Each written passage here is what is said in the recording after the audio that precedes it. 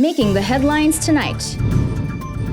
Prime Minister Hun Sen will virtually meet with Myanmar's military leader Min Aung Hlaing to review the situation in the country after the recent escalation of violence in Kaya State.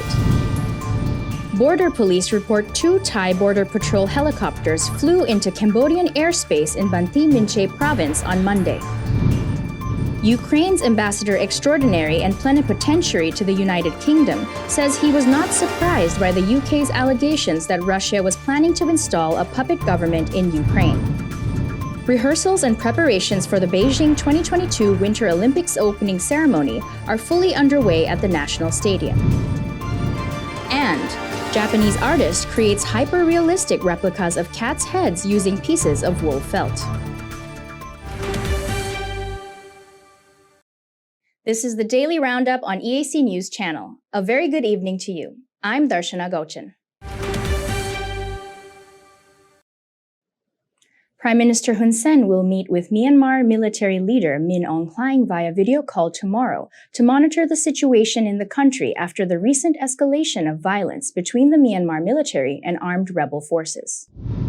The minister delegate attached to the Prime Minister, Kao Kim Hoon, told reporters after Prime Minister Hun Sen's virtual meeting with the Malaysian Prime Minister, Ismail Sabri Yaakob, that the reason for his planned meeting with Min Aung Hlaing tomorrow is to review the situation following his visit to Myanmar, particularly regarding the situation with Aung San Suu Kyi and the use of military in the ongoing armed conflict in the capital of Kaya State between the Myanmar military and armed rebel forces.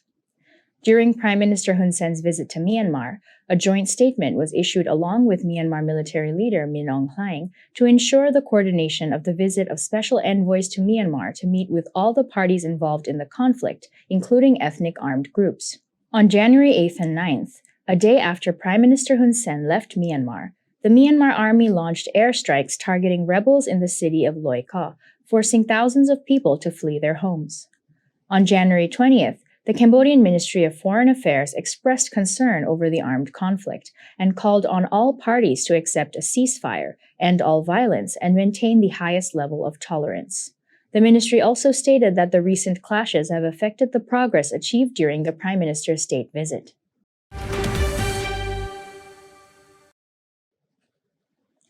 2 Thai border patrol helicopters flew into Cambodian airspace at a depth of about 200 meters at the target point of Chan Kiri in Phnom Rung village in Banti Minche province at 3:22 p.m. on Monday.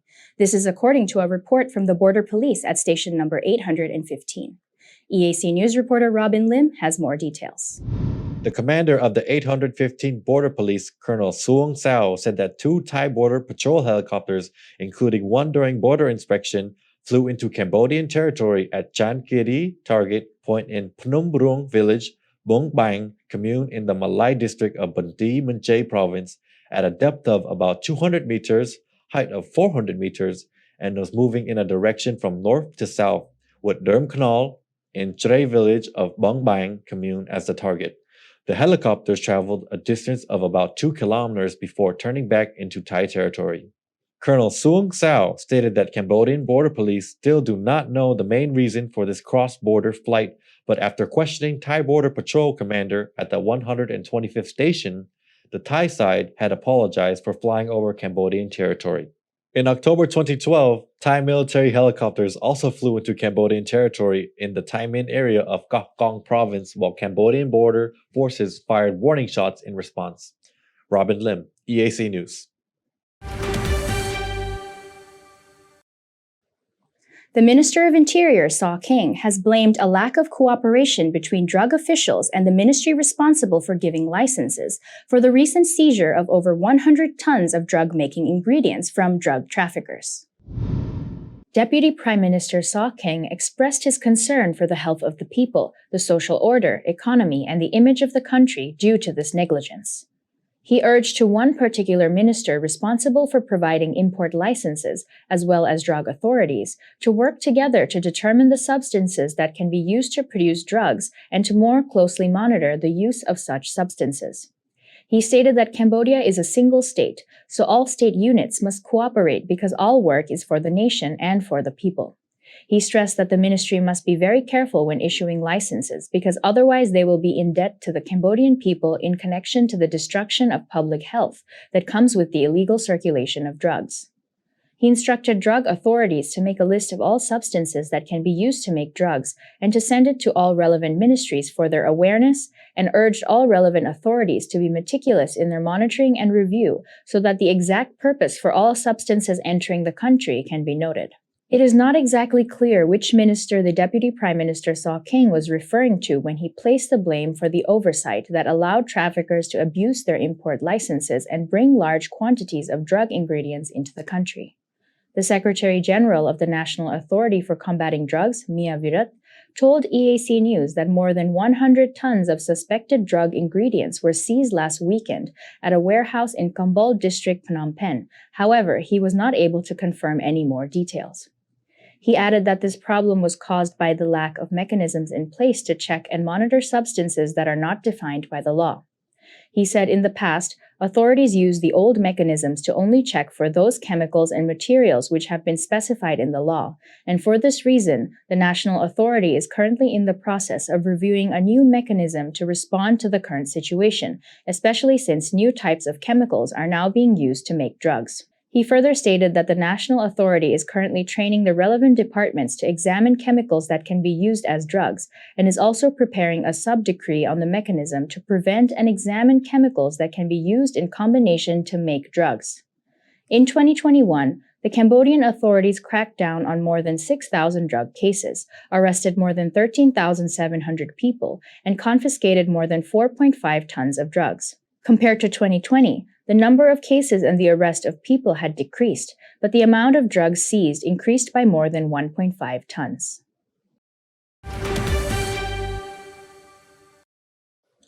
The Ministry of Environment has said that air pollutants were measured for the first time in Cambodia, and in response, measures to reduce pollution have been implemented in order to improve the air quality and protect the environment.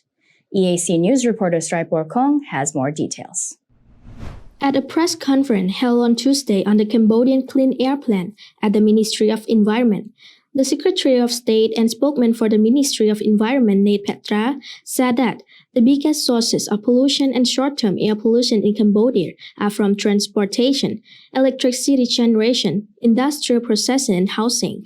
Several of major sources of pollution indicate that the residential sector is the largest source of invisible PM2.5 particulate pollution and carbon black after coal production and transportation.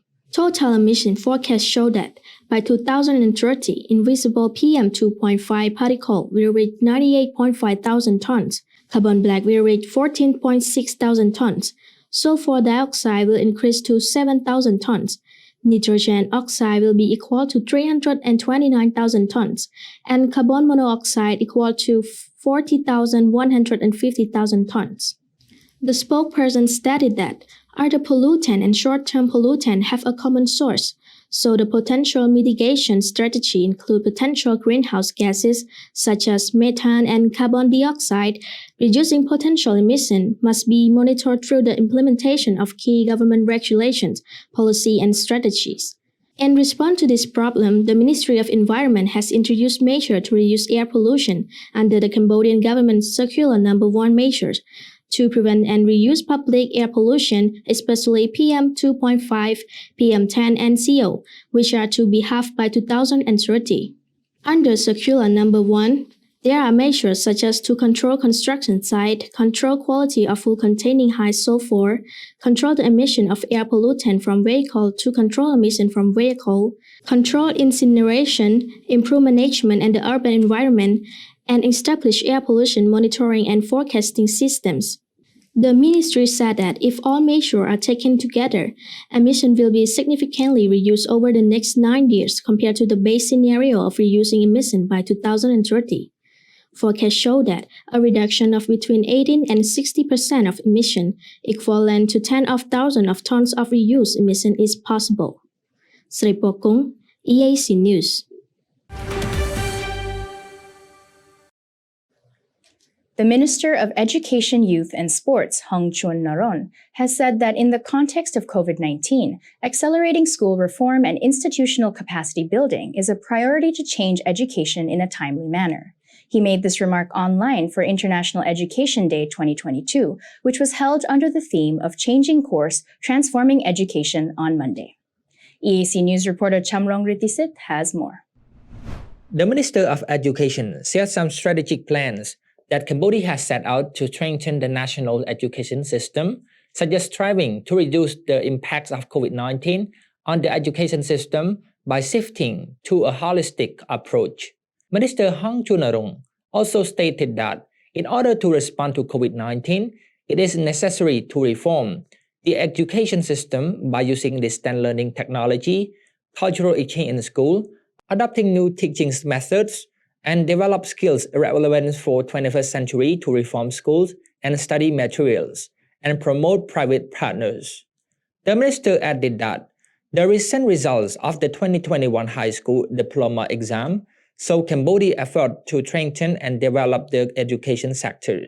The 2022 International Education Day was organized by the Office of International Cooperation ICO of the Department of Education of the Philippines, and was attended by education ministers from a number of countries, as well as other stakeholders in the fields of education.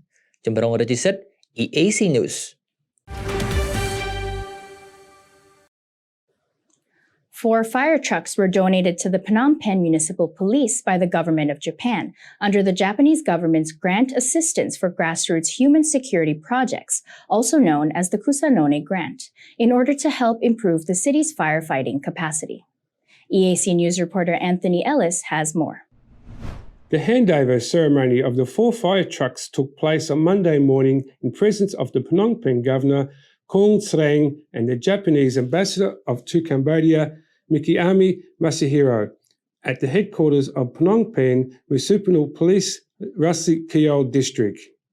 The Japanese government provided Phnom Penh Municipal Police Fire and Rescue Department with 2 standard fire trucks, 1 chemical fire truck and 1 40-metre ladder fire truck, which will contribute to facilitate the work and increase the capacity of the fire brigade. Japan's Kusanone Grant began in Cambodia in 1991 to support Cambodia's efforts to develop and rebuild the countries at the grassroots level. To date, the government of Japan has provided more than $64 million in grants to local authorities and NGOs to implement a total of 651 projects. Anthony Ellis, EAC News. Cambodia has reported 28 new COVID-19 cases, of which 18 are imported. There have been 15 patient recoveries and once again, 0 deaths. Cambodia recorded another rise in Omicron cases today. The kingdom recorded 10 new community and 18 new imported cases of the new variant. Cambodia has now recorded 653 cases of Omicron, 429 imported, and 224 community cases.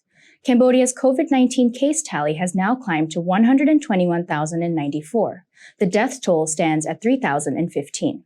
The number of patients treated successfully since the pandemic reached Cambodia is 117,247, and the case tally for imported cases has climbed to 20,286. Healthcare workers are currently treating a total of 799 patients. Ukraine's ambassador extraordinary and plenipotentiary to the United Kingdom, Vadim Pristaiko, has said on Sunday, January 23rd, he was not surprised by Britain's allegations that Russia was planning to install a puppet government in Ukraine. Ukrainian diplomat Vadim Pristaiko says he has already expected as a logical next step in Russian invasion. They will invade Ukraine and they will have to establish some sort of government. It is not surprising for the Ukraine's ambassador to the United Kingdom. Britain's foreign ministry has said that on Sunday that Moscow was considering former Ukrainian lawmaker Yevhen Murayev as a potential candidate to lead Ukraine if Russia launched an invasion, and said Russian intelligence officers were in contact with several other former Ukrainian politicians about planning an attack. I believe Putin sees himself in the history books. But the question is what he wanted to be written there, that he reunited the Soviet Union back, which he believed was the global geopolitical catastrophe when it collapsed. We believe that he can be somebody who would probably find the peace with the Russians themselves and will take care of the Russians, because they have to be taken care better than they are now. I believe they're working now on the presumption that Putin will stop at some particular point. He's just raising the stakes. Again, I do understand how sensitive people are here to be sending people anywhere, soldiers. And believe me, Ukrainians also wouldn't like to send their children to war. The problem is that somebody even reminding us, hey guys, you're not a member of NATO, and poking us each and every second. This is not helping for sure. So UK's position, United States position, some of us are next partners like neighbors to us. This position is important, guys. Realize your strengths. We will help you, but everybody's trying to stay away from even the thinking of sending soldiers on battles. Absolutely, I do believe that when these peaceful divorce happened 30 plus years ago, and all of us decided that we'll go our different paths peacefully, as a form of living in the same flat and decided to find a better place. It doesn't mean that we have to fight each other, but look at what happened with Belarus, with Kazakhstan. Now Ukraine is the biggest chunk and the most important part in this puzzle. Ukrainian lawmaker Murayev has dismissed British allegations that he could be installed as leader of a Kremlin puppet government in Kyiv, and has said that he was considering legal action. Kyiv and its Western allies have sounded the alarm over Russia massing troops near Ukraine's border. Russia denies plans to attack, but he has pressed for security guarantees, including a block on Ukraine joining the NATO alliance. Ambassador Pristaiko says he believes countries are working on the presumption that Putin will stop at some particular point. He's just raising the stakes. Everybody's trying to stay away from even the thinking of sending soldiers on battle. The U.S. State Department has issued an announcement on Sunday that it was ordering diplomats' family members to leave Ukraine as U.S. President Joe Biden weighed options for boosting America's military assets in Eastern Europe to counter a buildup of Russian troops. Ukrainian Foreign Ministry has made a statement on January 24th that the U.S. step to move their diplomats' families out of Kyiv is premature and a manifestation of excessive caution. The order, which has allowed U.S. diplomats stationed at the embassy in the Ukrainian capital, Kyiv, to leave voluntarily, was one of the clearest signs, yet the American officials are bracing for an aggressive Russian move in the region. Military action by Russia could come at any time, the U.S. Embassy has said in a statement. Officials will not be in a position to evacuate American citizens in such a contingency, so U.S. citizens currently present in Ukraine should plan accordingly, it added. The British Embassy in Ukraine has also said on Monday that some staff and dependents were being withdrawn from Kyiv in response to a growing threat from Russia. Although the British Embassy remains open and will continue to carry out essential work. Tensions in Ukraine have been increasing for months after the Kremlin massed some 100,000 troops near Ukraine's border. A dramatic build-up, the West says, is preparation for a war to prevent Ukraine from ever joining the NATO Western Security Alliance. The Kremlin has repeatedly denied planning to invade, but the Russian military already tore off a chunk of Ukrainian territory when it seized Crimea and backed separatist forces who took control of large parts of eastern Ukraine 8 years ago. China on Sunday, 23rd January, has turned on the mode for hosting the 2022 Winter Olympics, with each competition venue under closed-loop management, almost 2 weeks ahead of the opening ceremony of Beijing 2022. From January 23 onwards, the Beijing 2022 Games Time Operation Command Center will operate 24 hours a day, directly coordinating the operation of each venue during the Games. Starting the Winter Olympic mode ahead of time, the Beijing Organization Committee for the 2022 Beijing Winter Olympics will be able to get ready to make sure everything under control before the opening of the Winter Olympics. During this time period, the committee will put an emphasis on the transportation, accommodation, and catering for athletes, while giving priority to security operations, document management, epidemic prevention and control, pre-game exercises, and backup support. Also on Sunday, three Olympic villages in downtown and Yangjing district of Beijing and in Zhangjiakou city of neighboring Hebei province have pre-opened to welcome the first group of 22 delegations from various countries and regions, including teams of China, Great Britain, and Australia. From January 23 to 27, the first member of the delegation will check in the Olympic Village in the groups. The three Olympic villages will officially open on January 27 to welcome the main contingent of the delegation a week before the Olympic Winter Games officially start.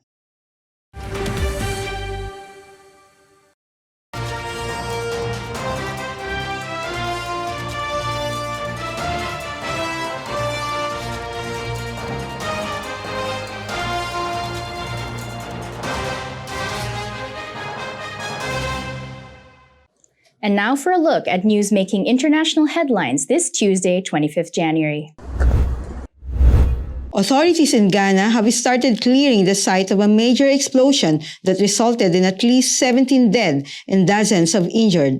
The explosion happened on Thursday, 20 January, when a vehicle carrying mining explosives has collided with a motorcycle in the village of Apiate in western Ghana. A footage of the scene in the rural community of Apiate shows a massive crater roughly 66 feet at the epicenter of the detonation, which reduced hundreds of buildings to piles of wood and rubble, with bodies seen amongst the debris. The Deputy Director General of the National Disaster Management Organization has reported around 500 buildings were destroyed. It was not immediately clear what caused the accident. The truck was owned by a company called Maxam that was transporting explosives to the Chinraro gold mine run by Toronto-based Kinross Gold Corporation, police said. Kinross has announced that it will provide support to the response efforts and relief items to those affected. Maxam could not be reached for comment. The Ministry of Lands and Natural Resources is investigating the cause of the blast and whether the companies involved followed regulations covering transportation of explosives, it said in a statement. A 1,500-acre fire near the coastal community of Big Sur, California has triggered evacuations and closed part of the major highway. State and local officials announced Saturday, January 22nd. The California Department of Forestry and Fire Protection has said that the 5% of the Colorado fire, which has been active since Friday, has so far been contained. More than 32 kilometres of State Highway 1, a scenic north-south route of the Pacific coast, was closed from near the beach town of Camel by the Sea to Andrew Moore State Park. About 400 people in Monterey County were evacuated from 1,100 structures. A spokesman from American Red Cross has confirmed, citing county reports. California has long had an active wildfire season, but in recent years, fueled at least in part by climate change. It has grown longer and more punishing. According to CAL FIRE, last year, the wildfire season started unusually early amid an ongoing drought and low reservoir levels. In January 2021 alone, the state battled 297 fires across 1,171 acres of forest. The Colorado fire is only fire listed on CAL FIRE incident list so far in 2022. This year, California is also grappling with the Santa Ana winds. A high wind warning was in effect for the area, with possible gusts up to 112.65 kilometres per hour, according to the National Weather Service. But according to Red Cross, winds had improved and were forecast to remain light throughout the weekend. Russian Defense Ministry has released on Monday, January 24, a footage of the Russian army loading flat car with military hardware to send it to Belarus from the far eastern Amur region for the joint drills. Russian military forces and hardware began arriving in Belarus this week for the Allied Resolve drill, to be held near the former Soviet Republic western border with NATO members Poland and Lithuania, and close to its southern flank with Ukraine. Western state fear that Russia, which has massed tens of thousands of troops on its border with Ukraine, is planning a new assault on a country invaded in 2014. Russia has denied such plans. Lithuania has also said the buildup of Russian troops there was a threat to its security.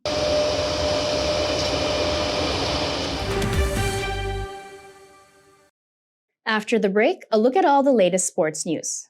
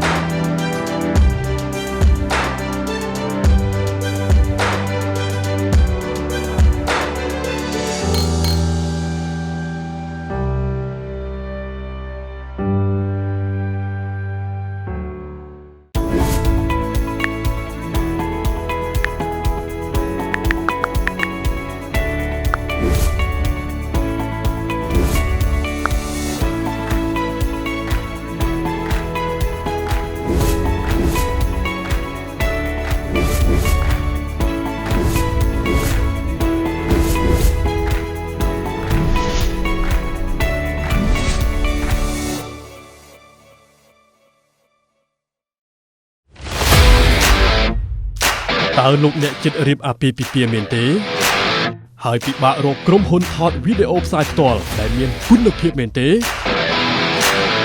អស់កង្វល់រ៉ាទីកាជាក្រុមហ៊ុនទទួលស្គាល់លំដាប់អន្តរជាតិលើសេវាកម្មថតផ្សាយផ្ទាល់គ្រប់កម្មវិធីកម្រិត 4K ដំបូងបង្អស់នៅកម្ពុជារ៉ាទីកាប្រើប្រាស់ឧបករណ៍ទំនើបម៉ាកល្បីធានាគុណភាពការផលិតតាមបច្ចេកវិទ្យាទាន់សម័យរ៉ាទីកានឹងជួយធ្វើឲ្យកម្មវិធីលោកអ្នកកាន់តែមានភាពអស្ចារ្យលោកអ្នកនឹងបានឃើញរាល់សកម្មភាពក្នុងពិធីទៅលើកញ្ចក់ទូរទស្សន៍ទំហំធំកម្រិត 4K និងការបញ្ចាំងលើផ្ទាំងក្រណាត់សព្រមទាំង LED ដែលមានរូបភាពច្បាស់ត្រជាក់ភ្នែកសូមអញ្ជើញកក់ពីឥឡូវនេះតាមរយៈលេខទូរស័ព្ទ012 823 848 017 838 889និង016 823 848រ៉ាហ្វីកាទំនុកចិត្តការទទួលខុសត្រូវនិងគុណភាពខ្ពស់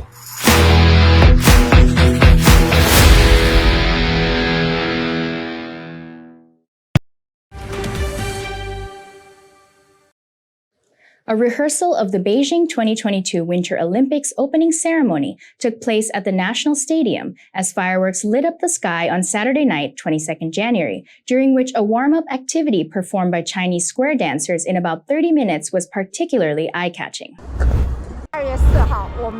The opening ceremony of Beijing 2022 will start at 8 p.m. on February 4. Before that, a warm-up performance will be presented by square dancers aging from 5 to over 70 years old, expressing their excitement for the Olympic Winter Games. Chinese performers will display the spirit and style of elderly people in China to the world. Though they are getting old, they are in good spirits. The square dancers consist of children, pupils, middle school, and college students, the middle-aged and also the elderly, most of whom come from Beijing and North China's Hebei province. Ordinary people of various age groups can show themselves on this international stage, celebrating the Olympics as well as Chinese New Year. The opening ceremony, scheduled on February 4, coincides with Li Chun, the first of 24 solar terms in the traditional Chinese lunar calendar, indicating the start of spring. The costume is designed with the theme of Li Chun, as February 4 happens to be the day of Li Chun. Chinese hope to tell their story of spring to the world through their vibrant performance. The plans for the Olympics and Paralympics opening and closing ceremonies were confirmed in March 2021, and the rehearsals now is in the final stretch after months of preparation. As 90% of the performers at the opening ceremony are students, practices and rehearsals are all carried out at weekends. In line with Beijing's efforts to stage a safe, streamlined, and splendid games, there will not be large-scale performances that stretch for a long time. The number of performers is cut from about 15,000 in 2008 to 3,000, with the length shortened to about 100 minutes due to cold weather and the COVID-19 pandemic. The Freeride World Tour 2022 has kicked off on Saturday, January 22nd, with its first ever stop in Spain, with Swedish Max Palm landing the competition's first double backflip to win the men's ski competition.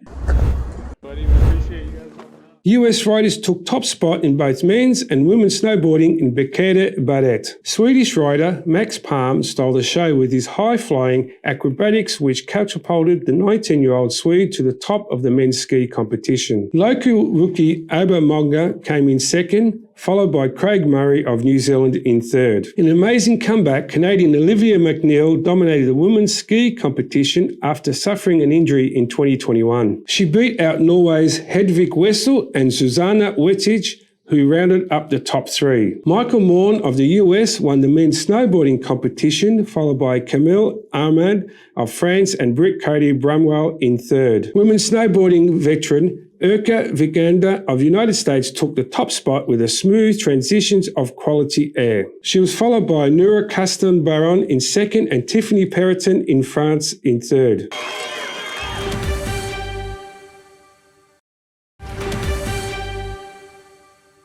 And now for a look at how the weather will be playing out tomorrow.